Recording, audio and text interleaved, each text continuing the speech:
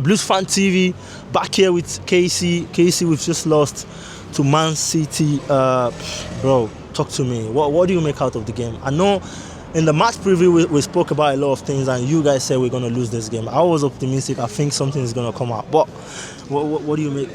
If you don't laugh, you cry, innit? Yeah. You don't laugh, you cry. I mean, what a terrible performance again. Embarrassing, shocking, absolute garbage. I mean, first half was the best first half that we had in a long time. It was one of the best first halves that we had in a long time. We were really going toe-to-toe with City. And it looked like, and City were thinking, oh, okay, this is not going to be as easy as it is. But in the half-time interval, as one team intensified, as one team got better, another team digressed. We digressed and we allowed ourselves to play like whipping boys. We got treated like whipping boys.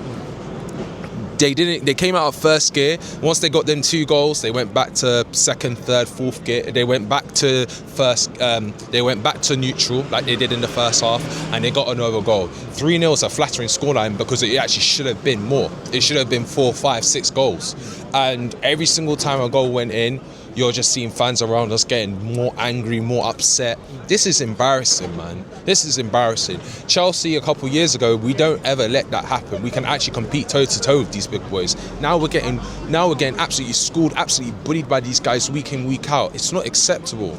It's not acceptable. It's a disgrace. But guess what? Any fan that isn't blue coat out, any fan that's on the fence, they deserve this tonight. That's for them.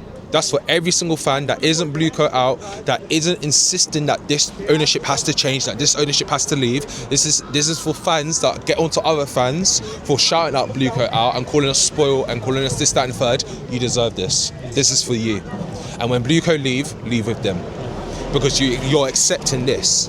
This is what you're accepting. You're accepting mediocrity. If you're telling fans to keep quiet about blue coat, not talk about the ownership, let's just get Champions League football, this is what you're accepting. Yeah, disgraceful. I really understand your frustration, because that first half performance was decent enough to get something out of this game. But it was a two-man ball game. We went into the dugout in the first half. City went into the dugout, but it was a different version of City and Chelsea that came in. And 10 minutes we were conceding. I mean, should we put all this blame on the players or the manager? I know the blue call out, but let's talk about the performance. It's everyone. Yeah, it's everyone. It's the manager. It's the players. It's everyone. Rosenior's talking about at his full-time press conference. We need to take moments. We need to take our chances in those moments. What moments did we have? Do you remember any moments? Do you remember any chances that we had apart from the cucurella goal that got ruled offside? Yeah. I don't remember any chances we had. So this is what I'm saying. This guy just chats a lot of nonsense. He talks like as if he hasn't watched the game. Like the game that I watched, we didn't even threaten Donnarumma in the second half. Donnarumma could have easily went to Italy, gotten a spaghetti bolognese, came back here, and we still would have not scored. We didn't threaten them. We didn't play like as if we wanted to beat them in the second half. Absolutely terrible. And Rosenior got it wrong again. First half you got it right. Second half I don't know what you done. I don't know whether you switched it up or Pep Guardiola switched it up and you don't have the tactical nuance to try and switch it up and try and counterplay the tactical change that Pep Guardiola has done. But it goes to show again, you can't really blame him for being in this position because it's those stupid owners that appointed him in the first place. But then we go on to the players. Cole Palmer today, we need to have some real conversations about him. I'm sick and tired of people using the excuse of he's injured or using the bait of the 22-23 season as a get out of jail card, a get out of free jail card. Yeah. He has been poor this season.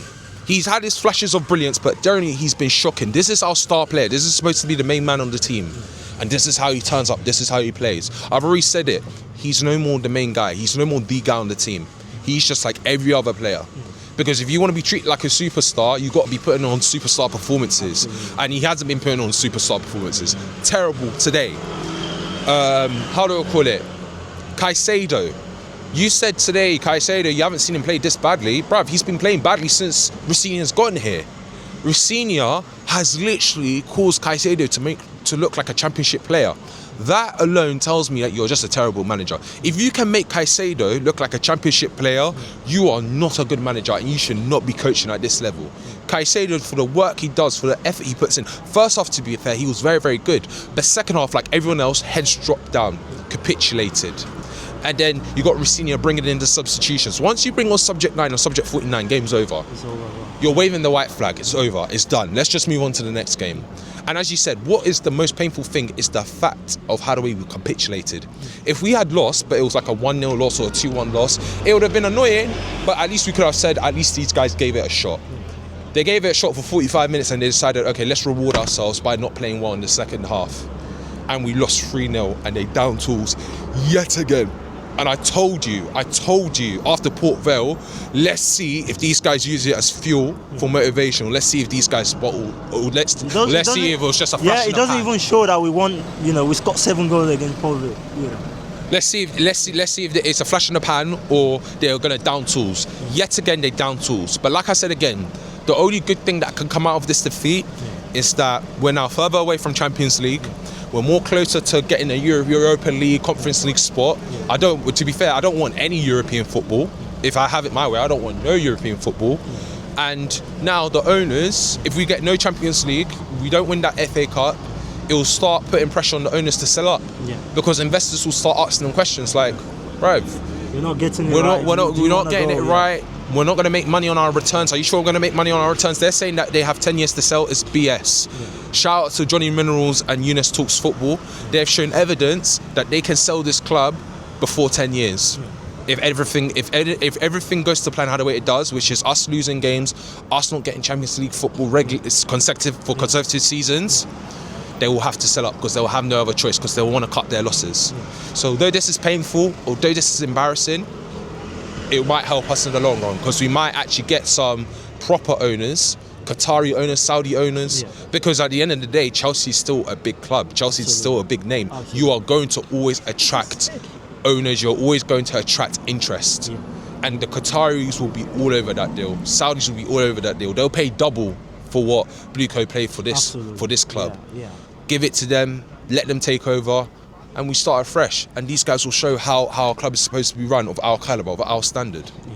Thank you very much, KC. I appreciate that one. Appreciate it, man. Guys, thank you very much for joining us.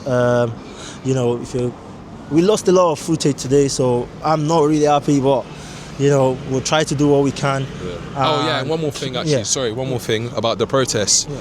Get yourself down at this protest. Next week is going to be a clear indication of who is for this Blue Code project and who is not for this Blue Code project.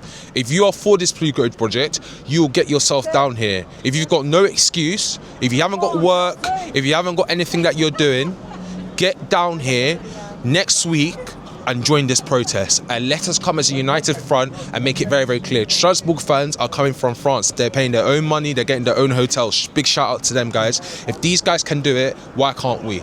If you live in London or you're nearby and you haven't got anything you're doing, come down to this protest, please. Come down to this protest. Yeah, absolutely, guy. Like you had, turn up for the protest. Let's do our part. Doing something is part of something. If you don't do anything, you don't get anything. Do something to get something. I think they're all there watching the game today. They know fans are really frustrated and they know what's going to happen next week. So guys, turn up in big masses. Let's make this a big protest and one of its kind throughout the world. Up the Chelsea. Up the Chelsea.